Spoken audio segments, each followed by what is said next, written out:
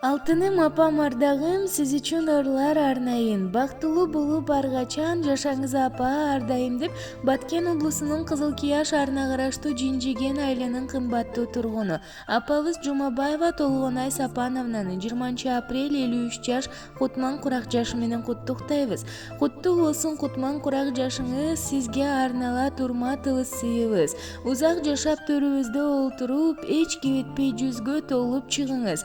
Ардактуу апа, адал эмгек ак кызматыңыздын акыбети кайтып, бала бакыранын башында, бак талайдын кашында, жараткан берген жашында болуп, ырыс ынтымакта, ден соолукта, аманчылыкта өмүр сүрүшүңүздү тилейбиз деп кыздары Турсунай, Гүлнур, Миргүл, күйөөдары Жолборсказы, Жакшылык жана неберелери куттукташат. Апа, апа, кымбатым сен